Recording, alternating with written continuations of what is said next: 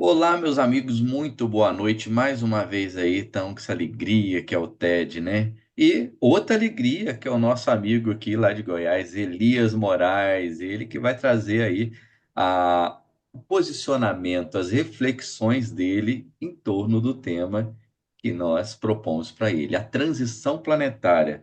Nós podemos acreditar nisso? Essa é a nossa proposta para ele. Antes de passar para o Elias, como sempre, a gente pede um companheiro aqui para fazer uma prece. E aí, a Leia, que vai fazer essa prece para a gente hoje. Amigo Jesus, em reunião buscando esclarecimentos, buscando amadurecer o nosso pensamento, te buscamos também para que tu abençoes o nosso propósito, envolvendo o nosso irmão Elias e todo o grupo em seus calorosos abraços de paz e amor. Que a sua paz seja conosco, Senhor, e que nela possamos permanecer. Elias, fala um pouquinho antes de você começar a apresentação, o que que você anda fazendo, alguma coisa que você queira compartilhar conosco e depois já segue para a apresentação. Fica à vontade, meu amigo. Ó, o que eu estou fazendo de mais interessante, que eu estou gostando demais, é uma pesquisa que nós estamos desenvolvendo aqui pela EFES, aliás, duas que eu estou participando. Uma que nós estamos desenvolvendo aqui pela EFOS, que é para a gente tentar identificar elementos que nos ajudem a compreender melhor as especificidades do fenômeno mediúnico. Nós estamos fazendo essa pesquisa em parceria com a Universidade Federal e com a Pontifícia Universidade Católica.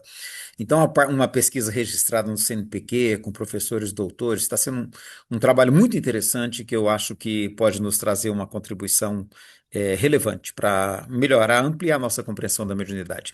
E outra, porque surgiu um bate-papo interessante lá no grupo Cepa Brasil a respeito de morte voluntária assistida. E aí nós verificamos que esse assunto realmente é novo, assim, isso não existia na época de Kardec. As pessoas equiparam a suicídio, a gente vê que essa equiparação ela não é muito sustentável, ela tem muitas fragilidades. Então, nós estamos desenvolvendo, num grupo específico da CEPA, uma pesquisa a respeito de morte voluntária assistida, e nós tivemos uma comunicação mediúnica tão interessante na quinta-feira passada que eu falei: olha, mudou toda a minha compreensão a respeito de uma série de questões. Então, eu achei muito interessante que eu não sou muito dos que apostam que o fenômeno mediúnico possa nos trazer novidades assim extraordinárias, mas essa eu confesso que foi. Eu não esperava o que a gente encontrou na reunião da última quinta-feira, sem ser ontem, né, da semana passada. Então está sendo muito rica essa experiência e tão logo a gente tem algum material para compartilhar, vai ser um prazer compartilhar com todos vocês. Eu espero que isso aconteça logo. Vou mudar de estratégia, só vou falar. Tá? Eu queria compartilhar com vocês aqui, tentei compartilhar, mas infelizmente foi algum problema aqui de operação. Aquela música Young Man, IMCA, do Village People, quem lembra? Né? Young Man, aquela música do Village People, ela foi composta e fez o maior sucesso nos Estados Unidos por conta de um movimento que teve de reavivamento espiritual em 1858, depois de uma grande crise na Bolsa de Valores. E esse movimento, ele marcou e teve uma pesquisa, teve um historiador que fez uma pesquisa em cima desse movimento, e ele estava observando como que determinadas circunstâncias sociais favorecem um avivamento espiritual. Então, aquela música, ela representou a culminância de um avivamento espiritual ocorrido na Filadélfia e que foi muito importante do ponto de vista da espiritualidade evangélica, né? O movimento protestante teve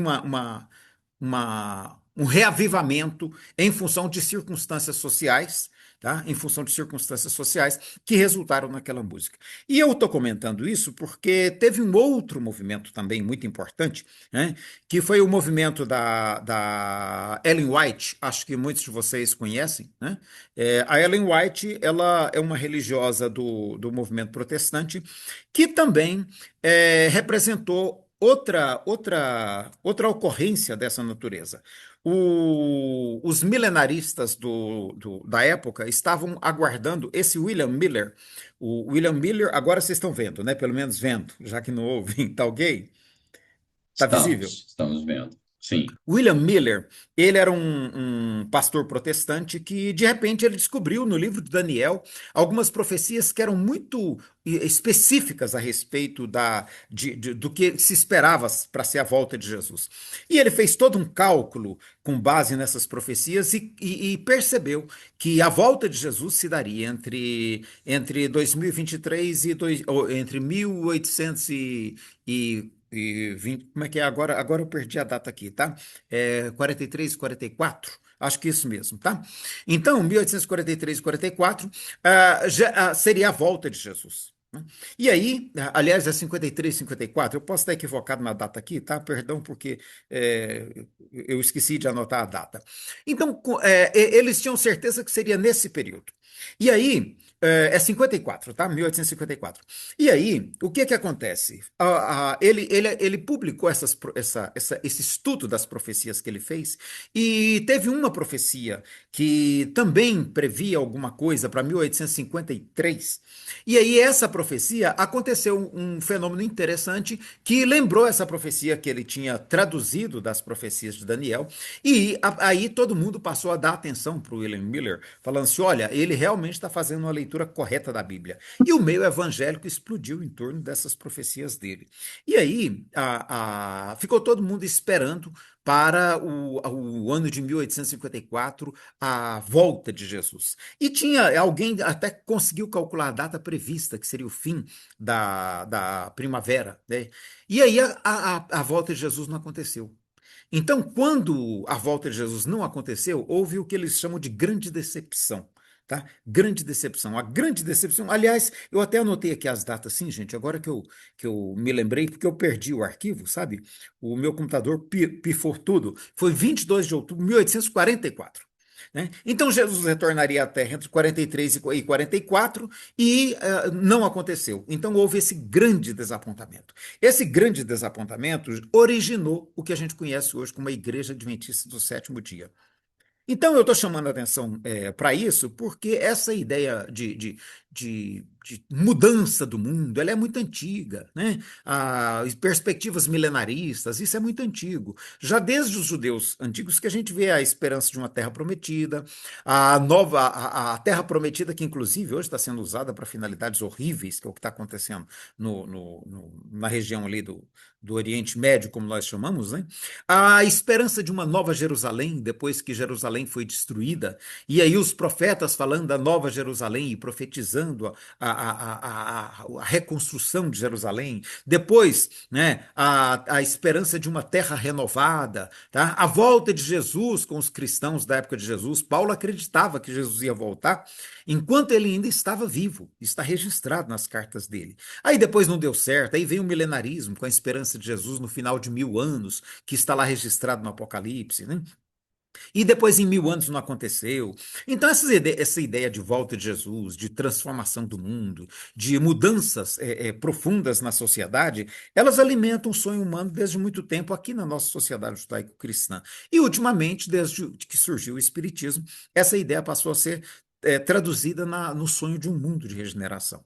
Então, essa ideia a gente precisa olhar ela com muito cuidado, porque ela tem um fundo que também eu peguei a música Young Man e o movimento dos Adventistas do Sétimo Dia para chamar a atenção para o fato de que está muito presente nas manifestações religiosas de vários movimentos religiosos. Isso não é uma ocorrência exclusiva do meio espírita, né?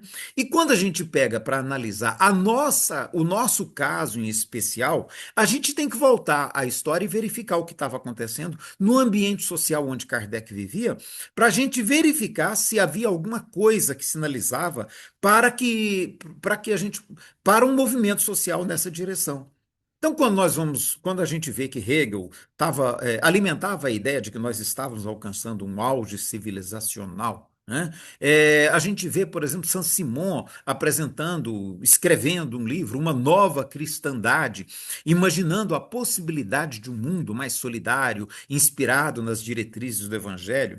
As experiências dos falancérios, a partir da proposta de Fourier, de pequenos grupos, pequenas comunidades, com até 3.000 membros associados, onde não houvesse hierarquia, não houvesse obrigatoriedade de aspectos ligados ao trabalho, onde as pessoas pudessem desistir de modo coletivo a respeito dos seus papéis dentro daquela sociedade, e onde todo o excesso de produção seria trocado com outras comunidades, sem uso do dinheiro, para superar a forma, vamos dizer assim, baseada no mercado de sobrevivência da sociedade, né? Então, essas sociedades seriam autônomas e produziriam tudo de que elas necessitassem, que são os falancérios. Aqui no Brasil, nós tivemos duas experiências de falancérios, acho que, se não me engano, duas dos Estados Unidos e mais de 30 na Europa.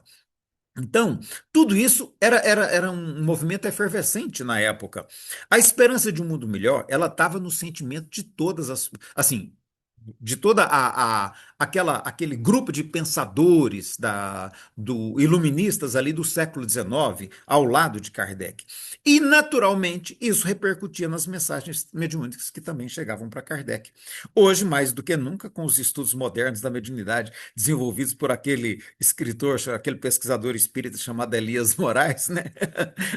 Com os estudos da mediunidade que nós temos desenvolvido, nós temos compreendido melhor que as mensagens mediúnicas repercutem o espírito da época. Isso já está muito bem atestado quando a gente compara as mensagens com o seu tempo histórico. Então, tudo isso, de certo modo, estava acontecendo no tempo de Kardec, né? E isso vai, inclusive, continuar depois. As profecias de final de milênio, em A Caminho da Luz. A Caminho da Luz previa que seria na Segunda Guerra Mundial, né? Calderaro, numa mensagem publicada no Reformador em 1974, através de Chico, coloca para os últimos 25 anos do milênio passado. E depois que aconteceu, que passou, né? Aliás, foi disso que surgiu toda aquela moda de terceiro milênio, aquela revolução que todo mundo acompanhou. Eu acho que todo mundo aqui tem mais de 25 anos, de 26 anos, né? Então todo mundo via como é que era aquela conversa de terceiro milênio. Eu, particularmente, fiquei vibrando quando eu percebi que com o Bill Clinton a gente caminhava para uma era de paz, desarmamento nuclear, né? Acordos de desarmamento. Falei, gente, o trem está acontecendo, vamos nessa, né? Até o 11 de setembro que falou, uai, deu zebra, né? Alguma coisa deu errado.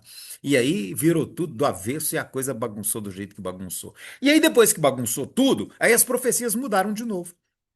Aí o Divaldo já psicografou alguma coisa relacionada ao tsunami de 2004.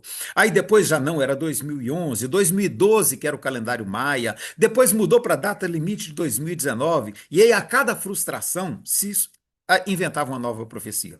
E agora acho que para não ter perigo, a profecia dos 200 anos de lançamento do Livro dos Espíritos, né, que o Haroldo Dutra marcou para 2057. Como até lá nenhum de nós vai estar vivo, pouco provável que algum de nós esteja. Então, isso fica mais ou menos garantido que não vai ter como cobrar de nenhum de nós se a gente apostar nessa profecia. Podemos apostar tranquilamente em 2057 sem receio. E lá a gente confere, nossa geração futura confere se dessa vez deu certo ou se mais uma vez, depois de tanta coisa, isso furou. Tá?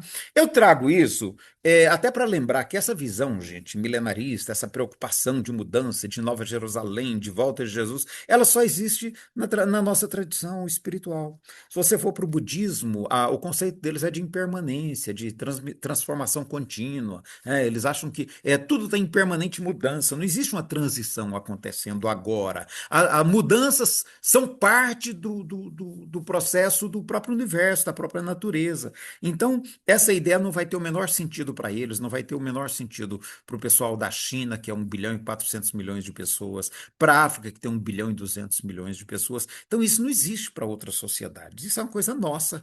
E quando é uma coisa só nossa, opa, deixa eu voltar aqui, porque eu ainda quero falar. Aí a gente tem que começar a se perguntar, ué, então, peraí, isso faz sentido ou não? Né? E aí, eu me permito voltar a Kardec quando ele chama atenção para a gente estar usando a ciência como parâmetro, para a gente estar calibrando as nossas crenças, as nossas expectativas espirituais. O capítulo primeiro de Gênesis é um primor nesse sentido. Né? É um primor nesse sentido. Ele vai sugerir mesmo que a gente use a ciência e a filosofia do nosso tempo como calibrador para a nossa espiritualidade.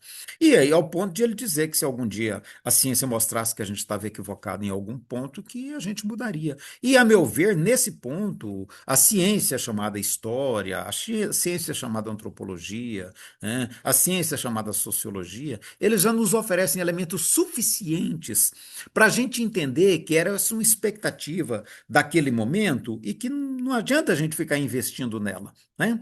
Porque ela não se concretiza, ela não tem nenhuma um sinal em vista de que haja alguma possibilidade de que ela venha se concretizar. Então, é uma das crenças que a gente alimentou durante um tempo, que eu acho que a gente não pode perder de vista a necessidade de rever. E aí, o que que a gente pode aprender com isso, né? Com tudo isso? Primeiro, a nossa responsabilidade social.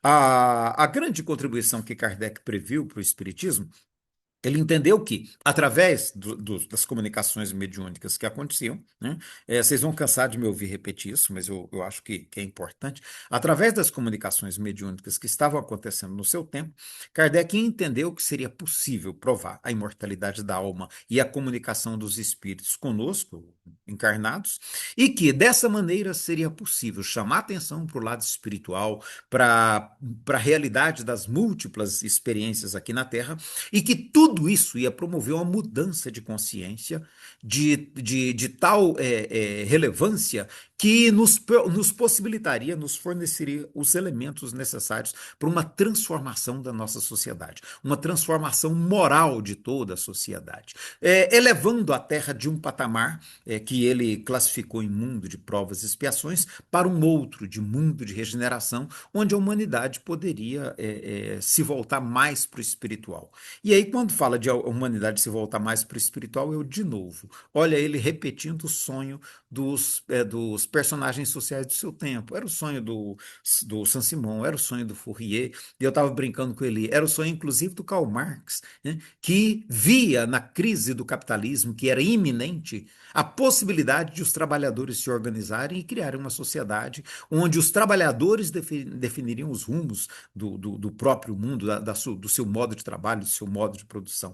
Então é o sonho de todo mundo acontecendo e alimentando esse sonho de um mundo melhor.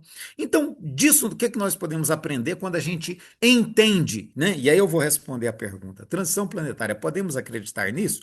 A meu ver, não. Né?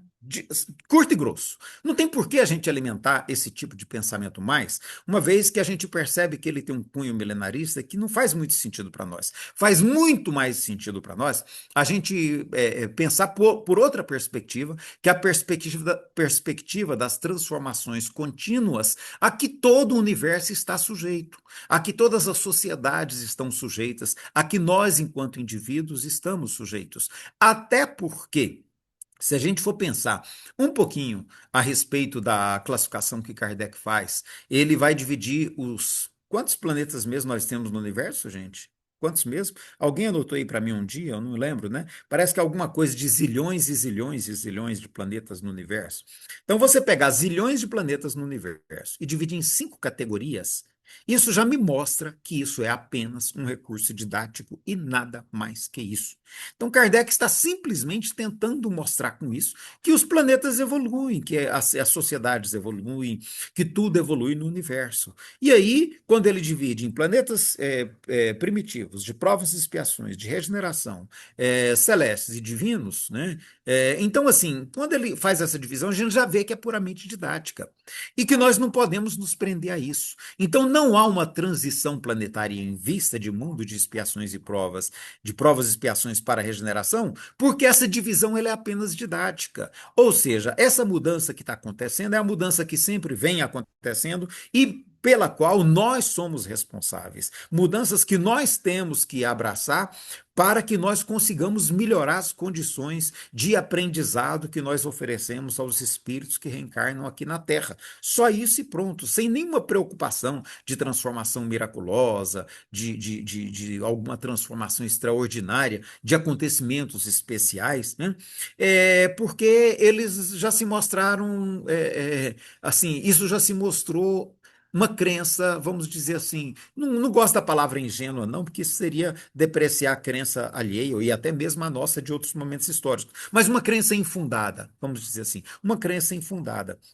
Então não adianta a gente ficar insistindo nesse ponto. Muito mais interessante a gente começar a voltar a nossa atenção para a nossa responsabilidade de mudança desse mundo onde nós estamos e perceber com isso, inclusive, que nós também precisamos melhorar a nossa compreensão a respeito da mediunidade, porque a mediunidade ela tem se mostrado, depois desses 160 anos de estudo a respeito, ela tem se mostrado bem menos, vamos dizer assim, um recurso bem menos amplo do que a gente imaginava. A gente acreditava que a mediunidade seria capaz de nos trazer revelações extraordinárias sobre o mundo espiritual, e a gente está sendo obrigado a reconhecer que não é assim que a mediunidade funciona, que ela tem seus limites, que ela tem possibilidades bem mais restritas do que até então a gente pensava, mas que ela continua sendo uma ferramenta muito interessante para diversas outras finalidades que não essas que a gente achava que a gente poderia utilizar, sobretudo para nortear,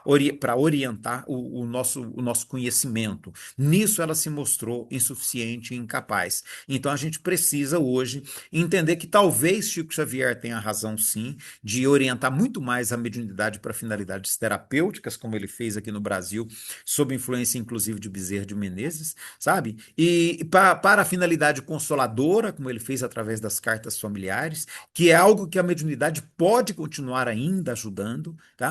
Mas sem que a gente espere dela que seja a orientadora do conhecimento humano, como muita gente, e até eu acreditei, tá, gente? Num certo momento, até eu acreditei que a mediunidade poderia orientar o conhecimento humano. Eu estava aqui me lembrando agora, Iracilda e eu ajustando os detalhes da nossa atividade aqui à noite. Eu estava me lembrando que um tempo atrás, quando eu ia preparar uma palestra, eu buscava principalmente literatura espírita. Eu começava pela obra kardeciana e depois ia buscar nas obras chamadas complementares, como eu mesmo chamei por muito tempo, né? Os outros elementos que poderiam ajudar. Ia buscar Emmanuel, André Luiz, Humberto de Campos, né? E depois, hoje eu não consigo mais planejar uma palestra sem buscar o que o meio científico está dizendo a respeito do assunto.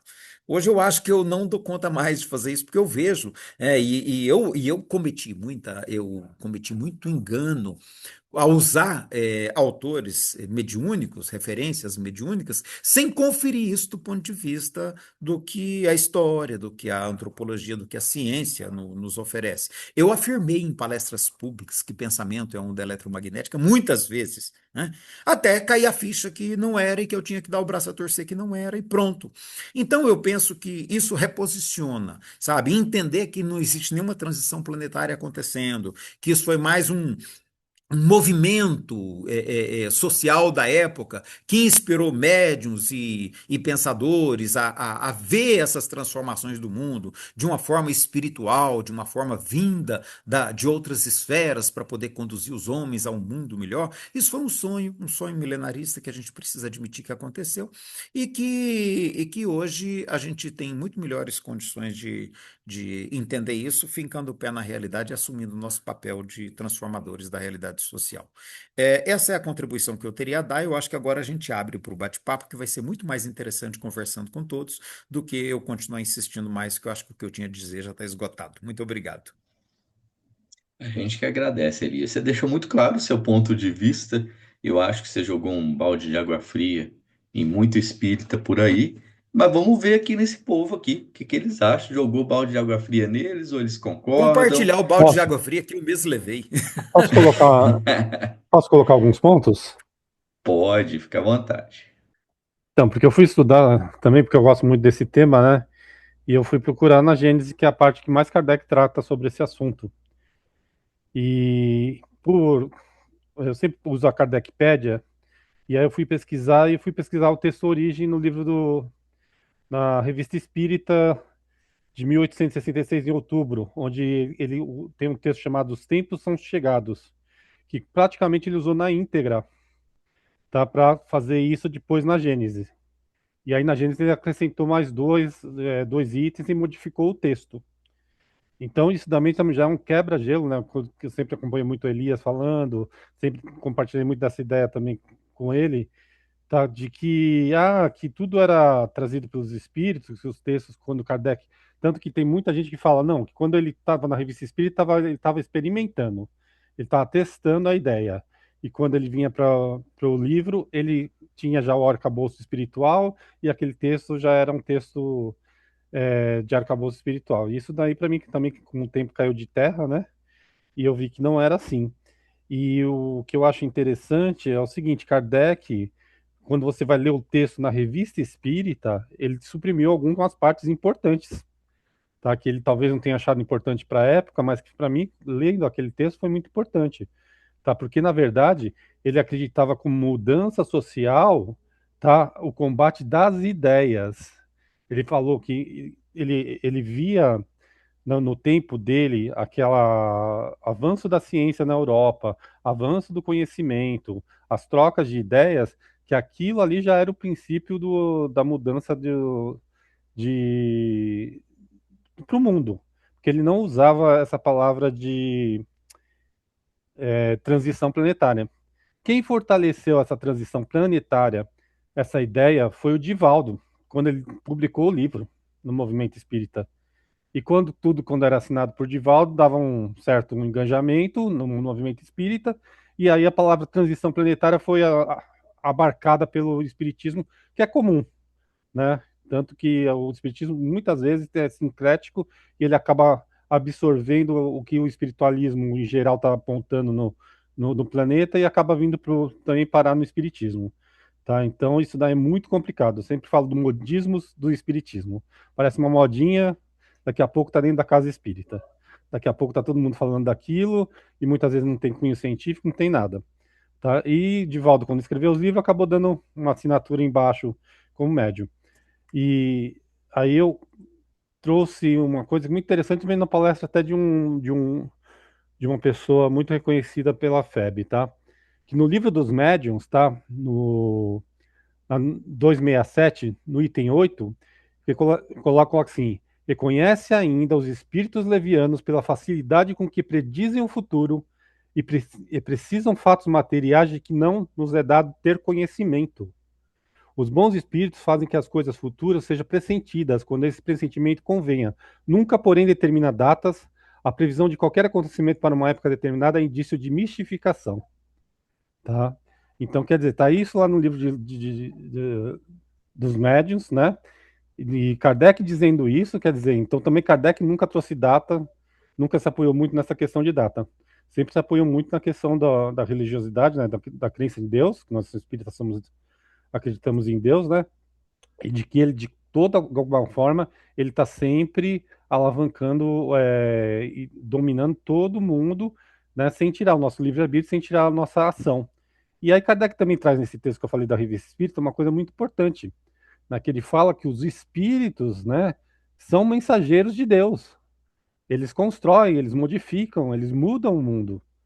Então, Kardec traz essa mudança para socialmente, para que nós vamos fazer essa mudança, nós como espíritos encarnados, junto com os espíritos desencarnados, né? Então, ele falava muito da vinda de novos espíritos, com sentimento já focado no bem, para ajudar nós nessa mudança, mas ele falava também o seguinte, que nós mudaríamos junto, né?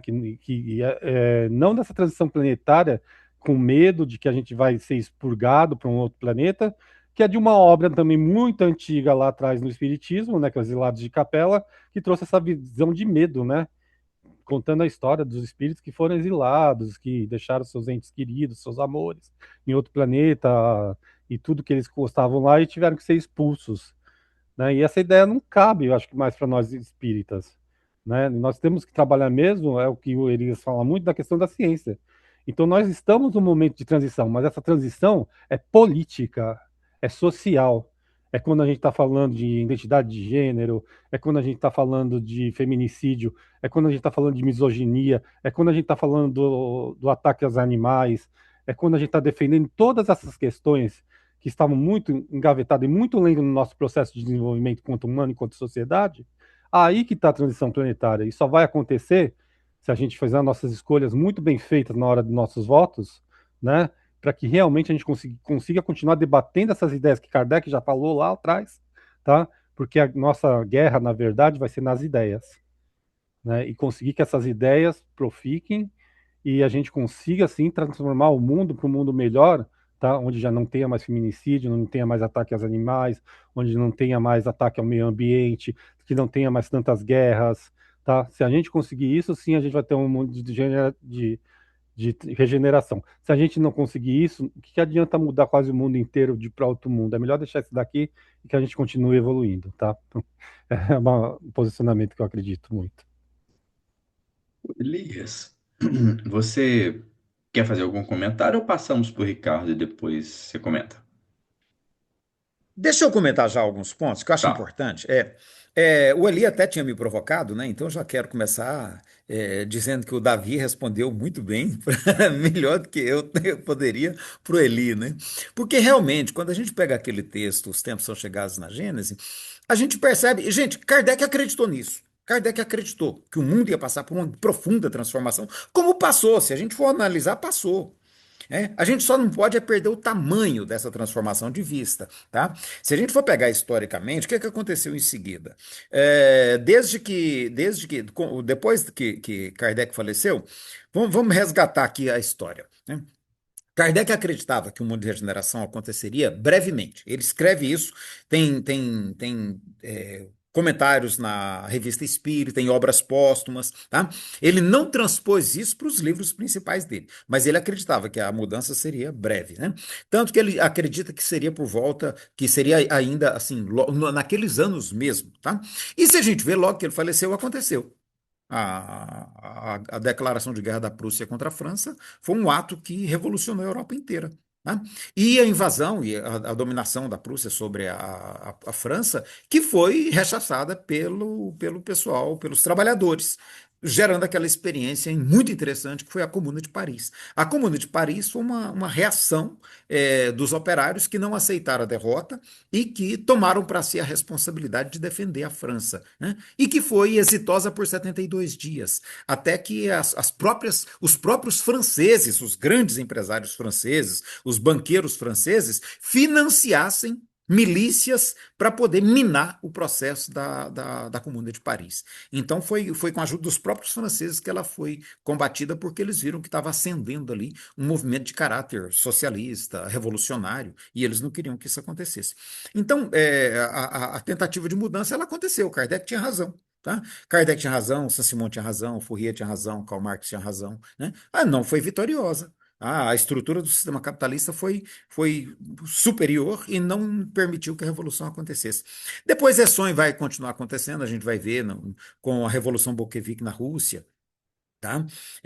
Que desanda em uma série de processos que a gente também não pode validar, né? Não foi uma experiência exitosa. Então, esses movimentos vêm acontecendo, sabe? E o que nós temos que entender hoje, talvez, é que isso faz parte do sonho de transformar a nossa sociedade para uma sociedade mais solidária, mais fraterna, que não seja regida pelo interesse material. Não há nada mais materialista no mundo que o sistema capitalista. Sabe? Não há nada mais materialista no mundo que o sistema capitalista. O próprio nome diz capitalismo. É a crença em que o dinheiro, o capital, é capaz de resolver todos os problemas. O Harari considera que no sistema capitalista, o dinheiro é elevado à condição de divindade. As pessoas acreditam tanto no poder do dinheiro que reverenciam, né? E transforma tudo e coloca o mundo girando em torno dos interesses do capital. Então, essa mudança, ela é uma mudança que está posta. O desafio de mudar está posto. Como ela vai acontecer, depende, o Davi colocou muito bem, depende da ação de todos nós em conjunto. E a gente nem sabe direito como é que isso vai acontecer. A gente tem sinalizações que o Saint-Simon, o Fourier, o próprio Karl Marx apresentam como possibilidades, outros teóricos também vão apresentar, e que a gente precisa ver de que maneira. Então, os tempos são chegados, é aquela crença milenarista que Kardec demonstrou e que a gente precisa entender que talvez fosse muito mais interessante a gente pensar não em tempos são chegados, conforme as profecias judaicas diziam e o Apocalipse dizia, mas talvez pensar num processo de mudança permanente que a nossa sociedade precisa caminhar. Eu quero fazer uma ressalva a mais, o Davi. Aliás, quando você falou também dos exilados de Capela, eu acho interessante lembrar que Exilados de Capela também começa lá atrás com Camilo Flammarion, né? Com Camilo Flammarion. Depois Chico e Emmanuel revitalizam e desenham isso melhor em A Caminho da Luz. E aí o Edgar Armond dá outra dimensão e a coisa vem andando, né?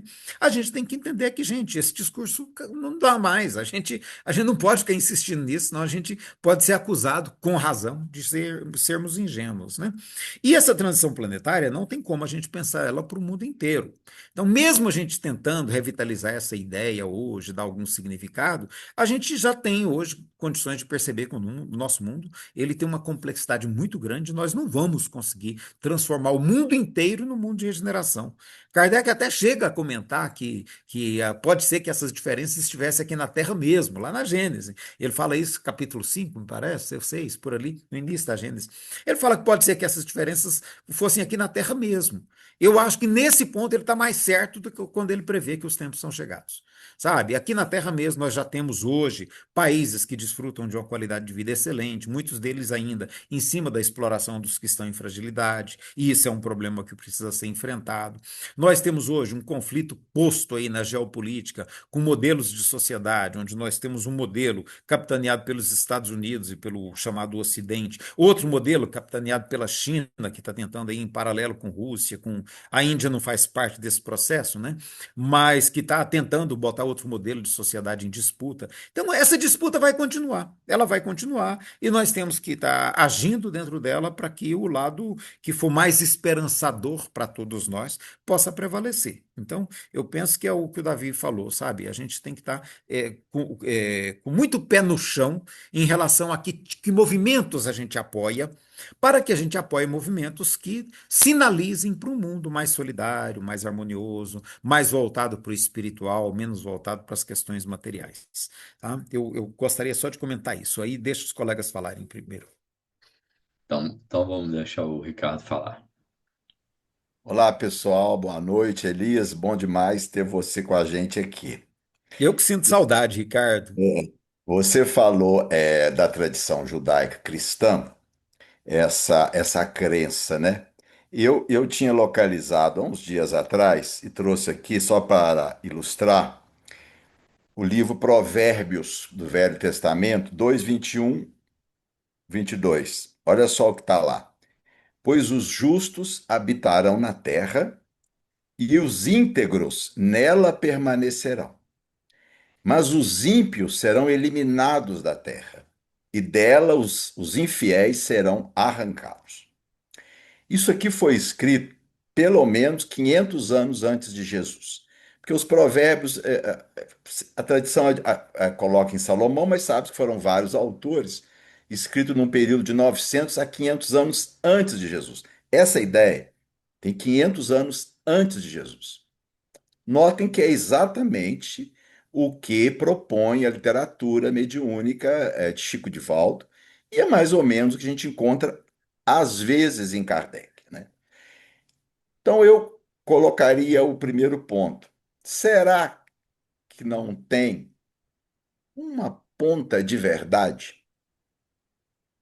Será que não seria para nós mais adequado assumirmos uma posição agnóstica, de expectativa, do que bater o martelo e fechar, isso é bobagem, isso é tolice?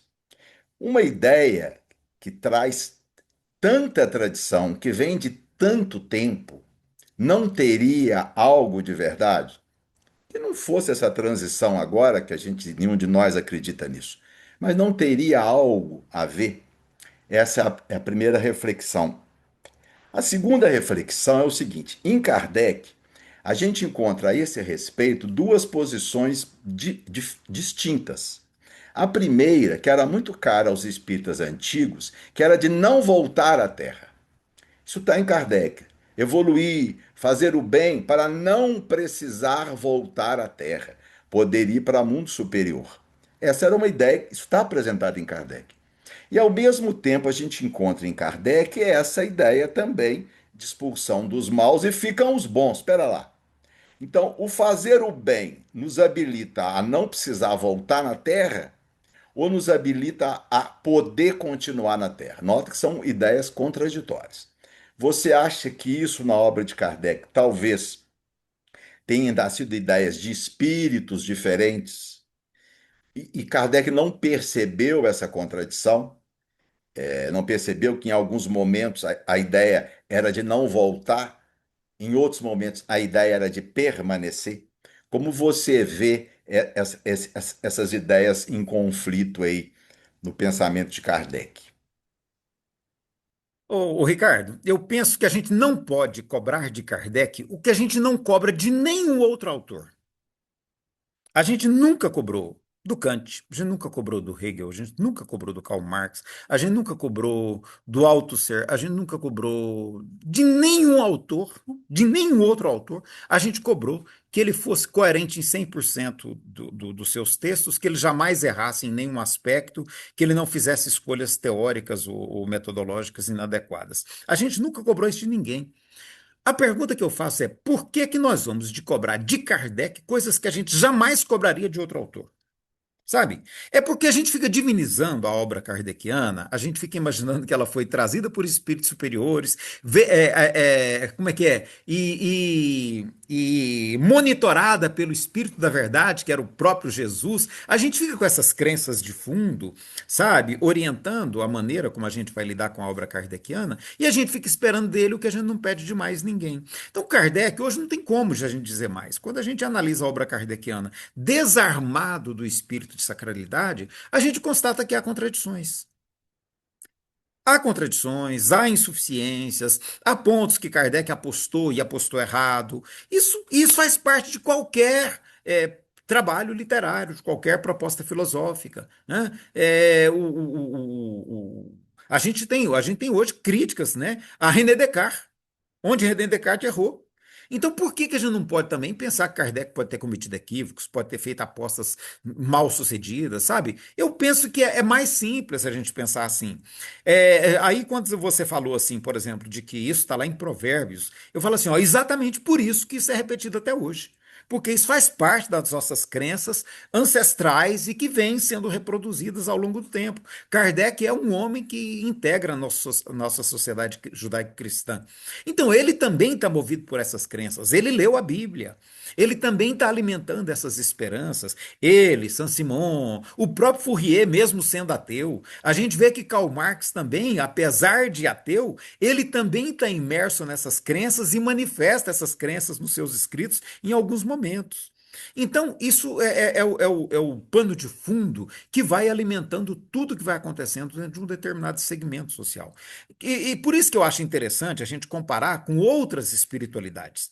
Quando a gente compara esse mesmo movimento com outras espiritualidades, como, por exemplo, a espiritualidade chinesa, quando a gente compara com esses movimentos com a espiritualidade indiana, com a espiritualidade africana, a gente percebe que lá isso não existe dessa maneira. Aí eu poderia dizer o que que há de comum entre essas diferentes espiritualidades? O desejo de mudança. O desejo de mudança é um sonho comum que está presente em todas as espiritualidades, independente, né, do continente onde elas se estruturaram e se manifestam hoje. Então, o desejo de mudança e o sonho por um mundo melhor, a gente pode dizer que sim, esse é o elemento que a gente pode apostar e investir e colocá-lo como princípio espírita, como Kardec dizia, né? Colocar como princípio espírita, porque ele é universal. Ele é universal. O desejo de mudança, o desejo de estabelecer um mundo melhor para a nossa experiência coletiva.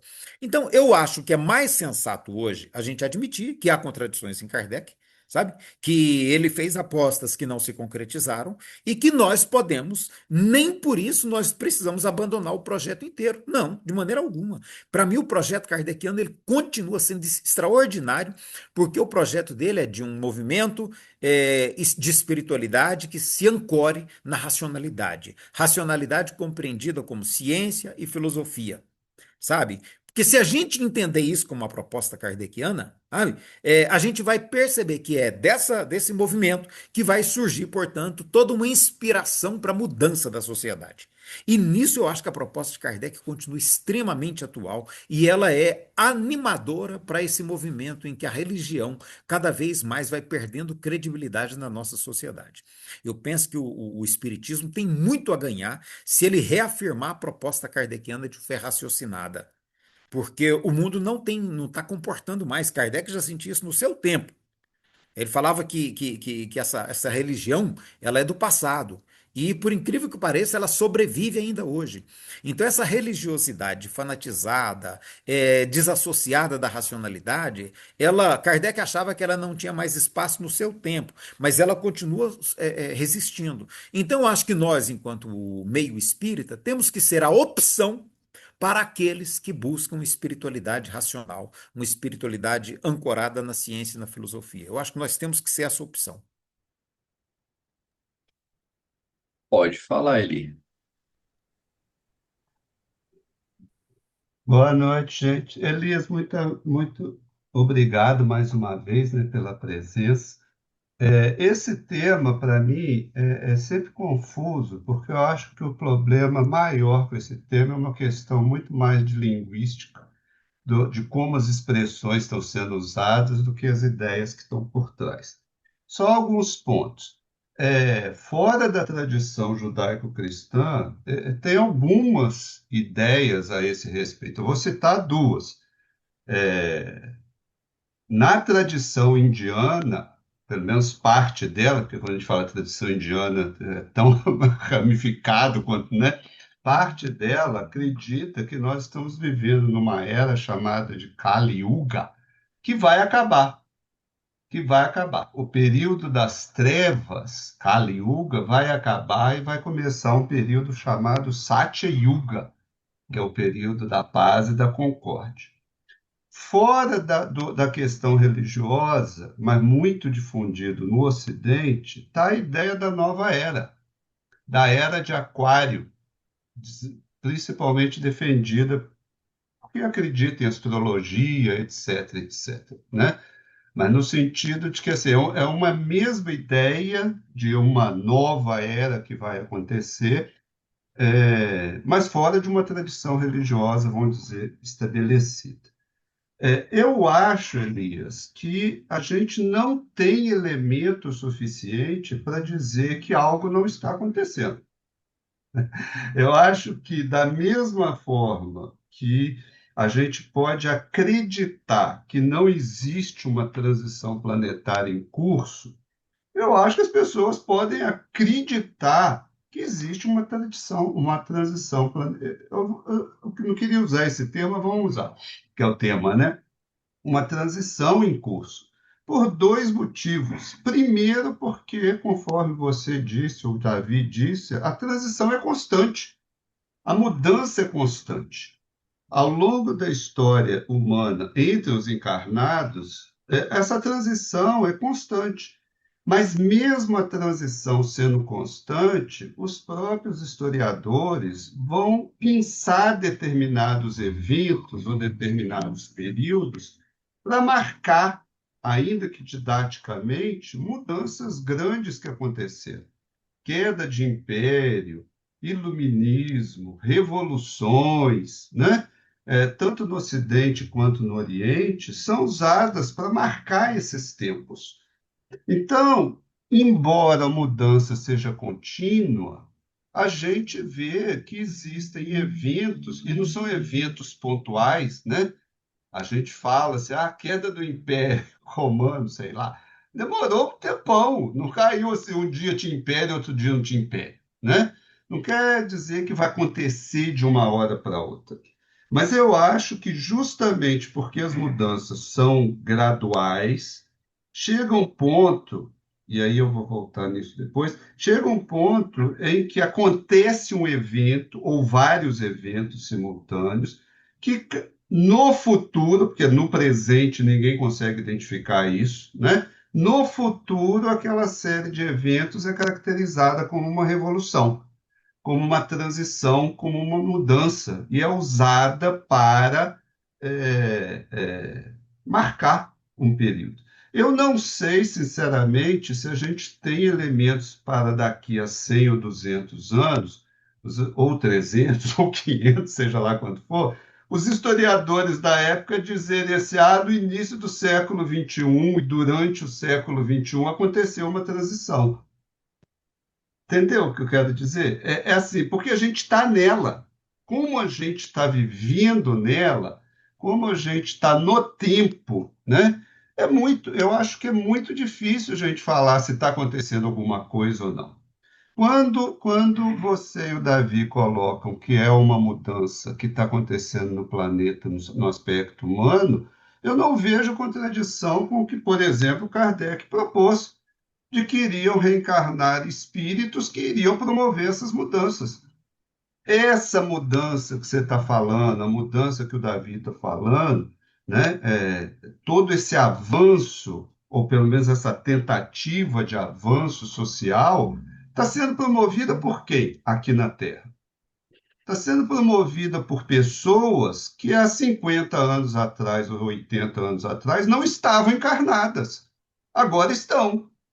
Essa discussão da transição política, de uma visão mais ampla a respeito dos direitos humanos, de um combate a essa violência, por exemplo, baseada em gênero, da onde que apareceu isso? Se não de espíritos que reencarnaram sem nenhuma, sem nada espalhafatoso, sem nenhum movimento coordenado, mas pessoas mais conscientes que reencarnaram e estão promovendo essas discussões, por exemplo. Então, no meu ponto de vista, a mudança que está acontecendo é essa que vocês falaram, que, né, uma transformação social. Mas, assim, a gente está no meio dela, a gente não consegue ver a dimensão. Alguns conseguem já e falam sobre isso, né? A diferença de 100 anos atrás para hoje, em vários aspectos, não obstante todos os problemas que a gente tem, é uma mudança muito grande, no sentido das leis, no sentido dos direitos humanos. Eli, mas no lugar tal não está sendo respeitado, no país tal, a guerra está aí, os Estados Unidos está bombardeando. Tá, mas independente disso, tem uma mudança grande acontecendo. É só olhar os meninos de hoje. Esses meninos de hoje são muito diferentes da minha geração. Ué, claro, claro. Não, não, não importa se a pessoa está criticando ou se está elogiando. Mas são diferentes. Se são diferentes, alguma coisa diferente está acontecendo.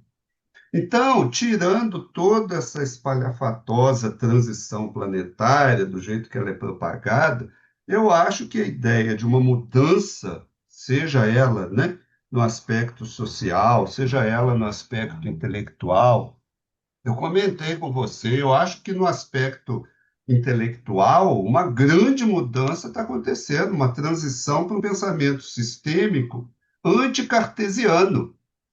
Quando o Capra, que não é religioso, pelo menos no sentido comum da palavra, escreve um livro chamado Ponto de Mutação, ou seja, ele está enxergando que alguma mutação está acontecendo e vai introduzir a ideia do pensamento sistêmico, e vai divulgar a ideia do.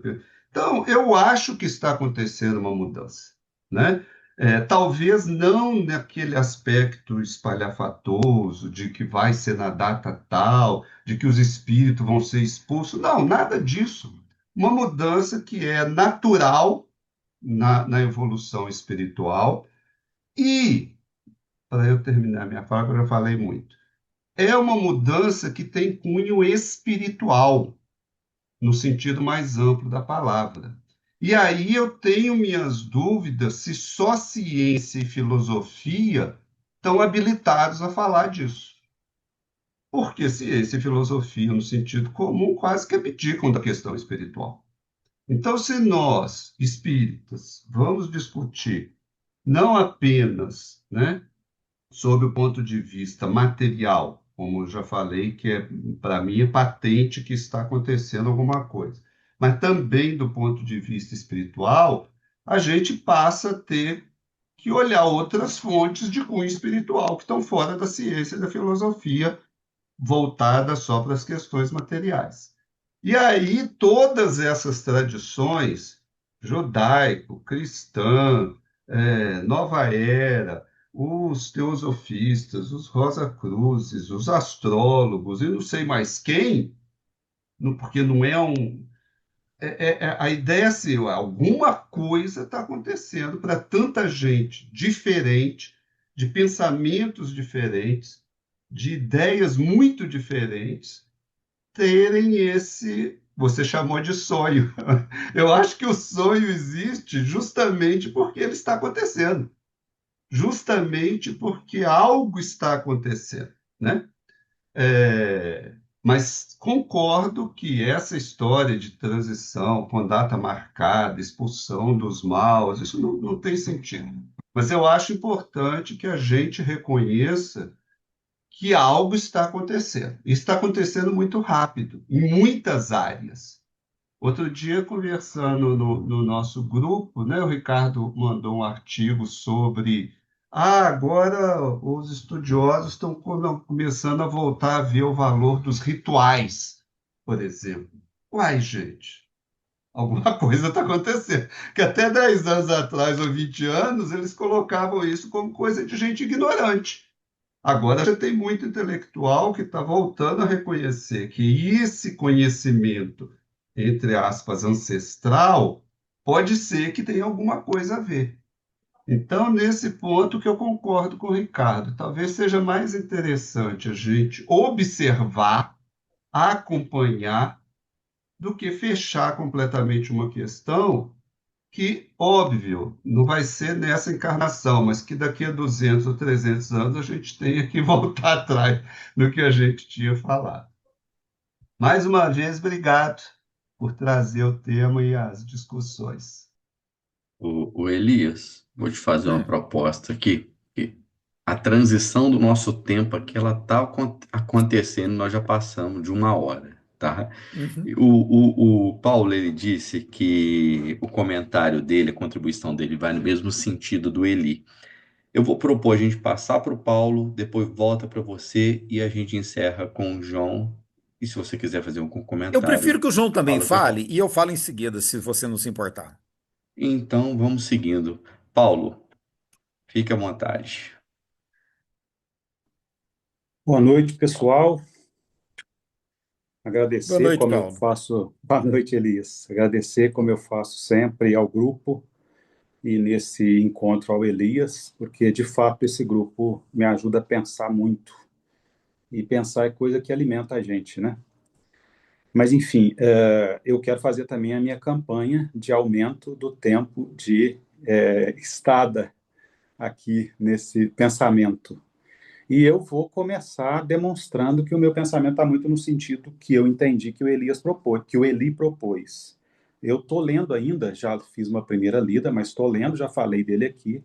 Eu estou lendo Os Anjos Bons da Nossa Natureza. É um texto de um psicólogo cognitivo, o Pinker, Stephen Pinker. E a tese dele, desse texto, que é um catatal, é de que em todas as áreas humanas ele usa estatística e a abordagem dele, né, que é essa psicologia cognitiva, ou seja, perceber como a nossa psique pensa o próprio tempo. E eu estou lendo porque tem muito a ver com o que eu penso, né, que é a questão da hermenêutica da consciência histórica. E aí, nesse sentido, o Pinker defende lá nessa obra, que é de 2011, mas ela, enfim, repercutiu, de que nós evoluímos. Nós evoluímos efetivamente em todas as áreas. A violência, por exemplo, despencou nos últimos séculos, né? Então, eu acho que o princípio da evolução é algo que Kardec percebeu, como o Elias colocou, como um pensador do seu tempo, ele percebeu assim como outros. Mas a questão aqui é se é Kardec, porque não é Kardec o autor da doutrina espírita. Ou é? Em que termos é? Em que percentuais é? Que é exatamente a abordagem e a tese do Elias, né? E isso me parece instigante, me parece efetivamente um contributo para o nosso movimento espírita, que vem defendendo que, se não, obviamente, aqueles que estudamos, portanto, não a totalidade de nós espíritas, mas um bom percentual de nós admite que, por óbvio, alguém que toma um conjunto de ensinamentos e se debruça sobre ele, num sentido de sistematizá-lo, vai fazer com que o seu próprio pensamento se miscua ali àqueles outros pensamentos, constituindo o que a gente chama de doutrina. Mas nós temos que diferenciar, porque, veja, a rigor, transição planetária não é um termo de Kardec. Eu até fiz um levantamento aqui, ó. Kardec fala em transformação moral da humanidade, fala passagem da Terra de mundo de provas e expiações para mundo de regeneração. E aí tem um outro dado, não é enfim, já tem gente pensando aí, mas mundo é uma categoria, planeta é um conceito. Mundo tem a ver com a nossa mentalidade. Planeta tem a ver com. Planeta é um conceito da ciência. E o que Kardec defende é que o mundo mudando em nós, de expiação de provas e provas para regeneração, a psicosfera do planeta, portanto, o que a gente pode chamar por extensão de mundo de expiação e prova, vai mudar para uma psicosfera. Então, eu acho que tem inúmeras perguntas, além da coincidência específica com Eli, de que o dado de evolução no sentido do progresso é um dado humanitário, né? As sociedades vêm reconhecendo isso ao longo da história, e mesmo no Oriente, que tem uma concepção mais circular, mas eu chamaria ela até de helicoidal, né? Não é muito circular, não há uma volta no tempo anterior. No Oriente também se evolui, né? Mas, para além disso, a gente tem que fazer uma pergunta que eu acho que a contribuição do Elias nos traz ao duvidar disso. E se eu tiver errado, você me corrige, Elias, né? Mas nós temos que separar o que é Kardec, tese de que ele é o autor da doutrina espírita, né? Nós temos que separar, por exemplo, a capacidade dos espíritos e quais espíritos que nós estamos falando, que são expressões quase que identitárias dos seus tempos históricos. Porque na humanidade também sempre houve vetores, não espíritos além do seu tempo, encarnados ou não encarnados, mas há vetores, não é? E que não necessariamente passam por personalidades. Não é? O Paul Ricoeur, por exemplo, na sua Hermenêutica da Consciência Histórica, diz que nós somos, ao mesmo tempo, todos nós, atores e pacientes da história. Então, veja, a doutrina espírita não está fora disso, mas há nela, ou não, algo de diferencial que, por exemplo, nos permita, como movimento, inferir do ensino dos espíritos, né, e da sistematização kardeciana que nós estamos efetivamente transitando de mundo de expiação e prova para mundo de regeneração. O que há de objetivo ali que a gente pode tirar da mensagem dos espíritos, o quanto Kardec fez a adesão a essa ideia, e me parece claro que ele fez a adesão a essa ideia, e, portanto, nós no movimento interpretamos corretamente, né? Mas é essa ideia, não vou falar muito mais não, porque tem o João também, e eu queria ouvir o João e mais o Elias. Vamos ouvir os dois, Paulo. Fala, João. Boa noite, meu povo. Boa noite, João. Desde já eu quero dizer que adorei a blusa, viu? Ficou muito bonito, você tem bom gosto, viu? Esse amarelo aí tá aurífero. Yogananda, Só, olha aí, rapaz. Só a presente do sua, meu amigo Moab, lá de São Luís. Só a sua presença nesse grupo, meu amigo, já seria motivo suficiente para ter mais tempo, porque não é em todo grupo que esse tema é discutido. Transição planetária é um tema tabu, assim como outros. E você trouxe aí ideias muito instigantes. Duas perguntas básicas. Elias, transição planetária é outro nome para evolução. Como o grande sociólogo espírita que você é, grande pesquisador da doutrina, que todos nós aqui, de uma forma ou de outra, aprende muito com as suas obras, você enxerga evolução espiritual de forma diferente ou você não consegue enxergar? Você acha que não existe esse conceito de evolução, progresso para melhor no planeta Terra? Se a gente pegar do homem das cavernas até hoje, você vê alguma evolução ou não pode ser considerado já que houve recuos e avanços? Essa é a primeira pergunta. Segundo, quando se fala em transformação social, no meio religioso espiritualista, sempre é contando com a ajuda do céu. Ou vai reencarnar espíritos superiores, ou vai vir extraterrestres, anjos exilados.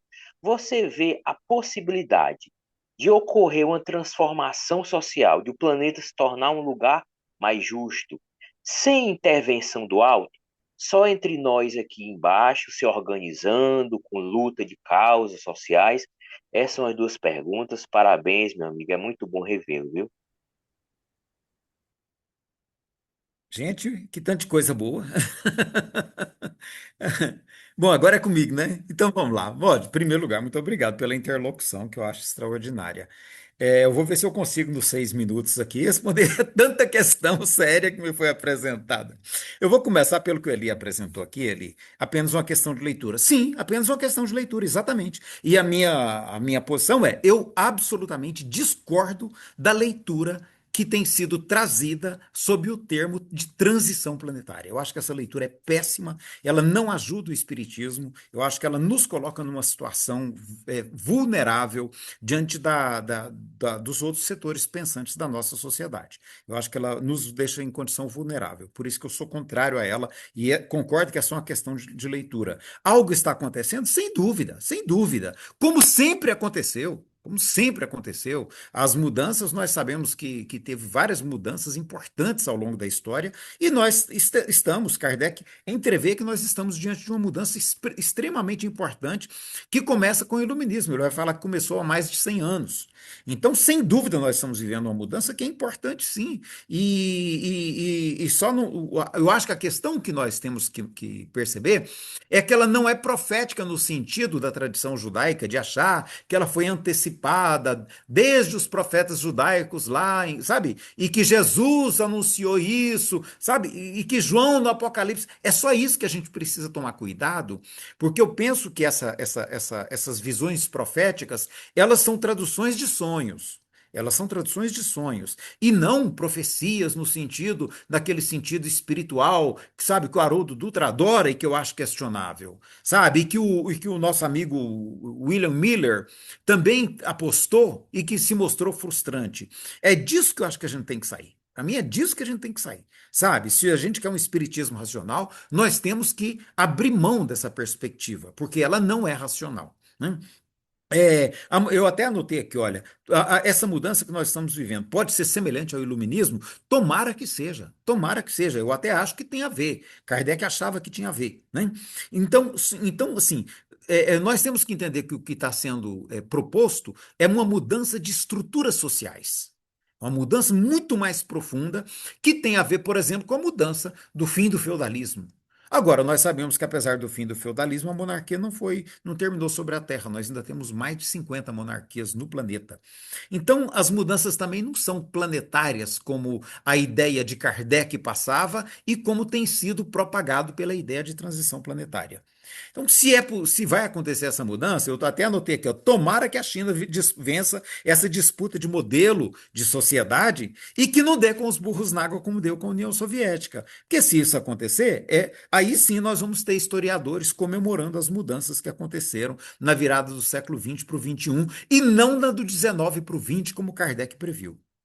É isso que eu acho que é importante a gente entender, que não tem data prevista, tá? O Davi lembrou muito bem, não tem data prevista, porque não é uma profecia autorrealizável, é uma expectativa social, é uma expectativa enquanto sociedade humana. E aí sim, eu vou concordar com você, o Eli, e vou concordar com o Paulo agora no final, com o João Márcio agora no final, com o Paulo, porque a nossa sociedade, eu vou preferir a leitura dos Signates, é uma sociedade espiritual.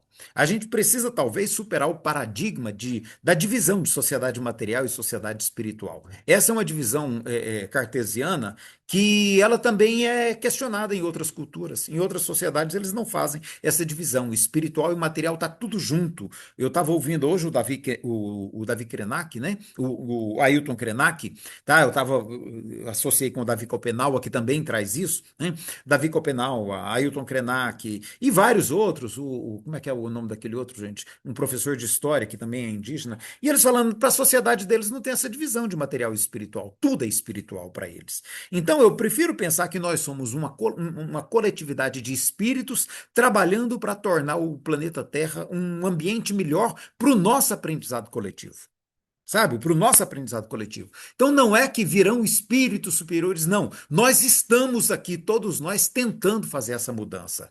Sabe? Tem espíritos encarnados preocupados com essa mudança, tem espíritos desencarnados preocupados com essa mudança, tem espíritos que, se é que a migração entre planetas é tão fácil quanto Kardec imaginou, tem espíritos vindo de outros planetas, sim, empolgados com essa possibilidade e nos ajudar, é possível. É possível. A gente só não pode achar que é uma profecia autorrealizável e a gente achar que a gente pode lavar as mãos, cruzar os braços, que a transição planetária está acontecendo. Então, quando Paulo coloca que evolução é um princípio sem dúvida, e Kardec está corretíssimo ao adotar isso como um dos princípios basilares do Espiritismo.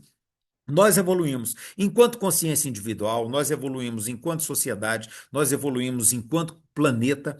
E aí a gente precisa ter cuidado, porque a evolução talvez precise ser discutida, João, sabe? Nesse sentido, que ela não é linear. A gente, enquanto planeta, a gente pode estar correndo risco de colapsar o nosso planeta, o planeta onde a gente vive. E de a gente ter daqui a pouco, se o cálculo do Chico lá for mais ou menos realista, de 20 bilhões de espíritos na Terra, a gente corre o risco de ter 20 bilhões de espíritos sem planeta, né? Caçando planeta para reencarnar e não achando espaço, porque depende de uma série de fatores que não é tão simples, né? Então, assim, a gente tem que ter cuidado para a gente não sacrificar o planeta que nos foi dado de presente pela bondade divina, por Deus, pelo universo. Não vou entrar no mérito de como que cada pessoa e cada sociedade explica, mas nós temos um planeta onde a gente aprende, onde a gente vive, e que a gente tem a responsabilidade de cuidar dele, porque se a gente destruir ele, nós vamos ficar sem ambiente de aprendizado, pelo menos do ponto de vista da possibilidade de encarnação. Né? Então, eu acho que aquela diferença que o Paulo falou entre mundo e planeta é muito importante, porque mundo é nós, sociedade, mas se a gente destrói o planeta do qual a gente depende, a gente está numa situação muito complicada. Então, eu penso, e aí eu acho que eu respondi o João nas duas questões, né? Eu acho que essa intervenção do alto, ela não é uma intervenção do alto, ela é uma intervenção do alto e do baixo. Sabe, é daqui e de lá, é ao mesmo tempo, é nos dois planos, porque os médiuns, eles não trazem revelações espirituais no sentido de trazerem coisas que estão fora da nossa realidade. Eles trazem o que há de melhor na nossa espiritualidade em cada momento histórico. Sabe, os médiuns repercutem todo esse movimento espiritual que está acontecendo no nosso planeta nas duas dimensões do mundo. Teilhard de Chardin, quando ele escreve aquelas coisas lindas dele, ele está traduzindo a espiritualidade católica e provavelmente está recebendo inspiração, sabe, de muita gente boa que está do outro lado e que compartilha dessas aspirações e dessas preocupações. Então, eu queria encerrar dizendo assim, olha, gente, não é negar a ideia de evolução, não é negar a relevância da contribuição kardeciana, não é negar nada disso. É a gente não ser, a palavra, não ser simplório, do ponto de vista científico e filosófico, ao discutir essas questões. E a gente discutir sem o receio, sabe, de trazer isso para a realidade concreta da experiência que nós estamos vivendo. Né? Então, é nesse sentido que eu advogo a ideia de a gente romper com o profetismo, que é uma tradição nossa, que é uma categoria da nossa espiritualidade, que a ciência da religião vai estudar isso muito bem como característica da sociedade judaico-cristã, a gente romper com o profetismo e ser mais pé no chão, no sentido, e bem na linha do Herculano Pires, sabe? Numa perspectiva de interexistencialidade, entender que somos seres interexistenciais, o livro dos Signatis trabalha isso muito bem, sabe? E que é dessa relação que eu acho que a gente tem que separar encarnado e desencarnado. Isso não existe, gente, isso não existe. Sabe? Que Kardec coloca isso em outros trechos do livro dele, sabe? Nós somos uma única sociedade comprometida com a construção de um mundo melhor para o nosso progresso espiritual, para o nosso processo evolutivo, para usar as palavras do Paulo e tirar dúvidas do João Márcio se eu acredito em evolução, né? Para o nosso processo evolutivo enquanto consciências, sabe? De modo que a gente consiga constituir uma sociedade nos dois planos da vida, menos materialista, menos consumista, menos individualista, mais solidária, mais fraterna, mais humana, sabe? Para que a gente possa ver essas coisas horrorosas que a gente viu e ainda ver como que está acontecendo em Gaza, esses conflitos tolos que estão acontecendo no Irã, bombardear uma escola para poder abalar o moral do alto comando das forças revolucionárias do Irã, gente. Isso é monstruoso, sabe? Se bombardear a escola onde estudam os filhos dos militares para poder desarticular o moral dos oficiais. Isso é monstruoso. Então nós não podemos aceitar essas coisas, sabe? E dizer que as coisas estão mudando e estão se dando, não. Depende muito de empenho nosso, depende de ação política nossa, dos dois planos da vida. Não acredito nessa coisa separada, mundo espiritual, mundo material, sabe? Com certeza existem espíritos que estão tentando aqui, olha, sabe, nos impulsionando para falar, gente, pega essa briga para vocês, né? Não aceitem mais que uma patroa bata no empregada como aquela mulher fez, ainda vai contar isso nas redes sociais. Nós não podemos aceitar essas coisas. Então tem muita mudança sim para acontecer, tem muita mudança acontecendo e depende de nós fazer com que esse processo seja acelerado ou retardado. Sabe? As escolhas políticas, usar a palavra do Davi aqui agora, as escolhas políticas que nós fazemos, elas retardam ou aceleram esse processo. Então a gente tem que cada vez mais abraçar essa responsabilidade. Há espíritos nos orientando? Há.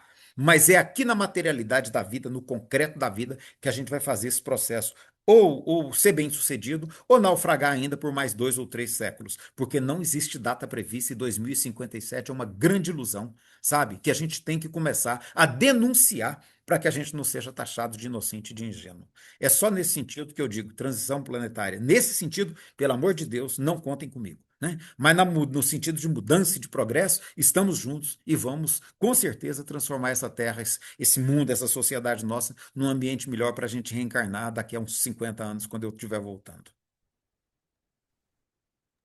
Eu acho que você E acabou muito obrigado respondendo mais uma até a vez. Foi uma pergunta. alegria. Vocês sabem que eu amo o Claro, TED. nós que agradecemos. Você acabou respondendo a pergunta da Leia sobre serem povos diferentes, os encarnados e desencarnados. Respondeu até várias vezes, né? Não, não são, segundo a sua opinião aí. Elias, mais uma vez a gente fica muito agradecido em te receber aqui, né? Sou Se a eu gente propõe um agradecido, assunto gente. mais Não, eu sou difícil, um apaixonado, assunto vocês sabem mais disso. fácil, não importa o assunto, você consegue trazer profundidade, trazer fluidez e tornar isso uma conversa agradável, gostosa, né? Por isso a gente vai te chamar de novo. Lá no comecinho ele já colocou aí, ó, o próximo TED é isso que é esse projeto aí do Elias, né? Quem sabe vai ser o próximo, né? No mais, gente, pro povo que tá aqui, a gente agradece também. Lembra que tá lá no nosso canal do YouTube, daqui a pouquinho aparece lá, no nosso site do Espírita Info também. Compartilhe essa conversa para que mais pessoas possam corroborar aí com esse pensamento ou ter seu ponto de vista, né? Desenvolver a crítica em torno desse assunto. No mais, um abração, boa noite, gente. Valeu, pessoal. Muito obrigado. Ó, beijo no coração de Muito todos. bom. Muito Obrigada, obrigado. Elias. Muito bom. Valeu.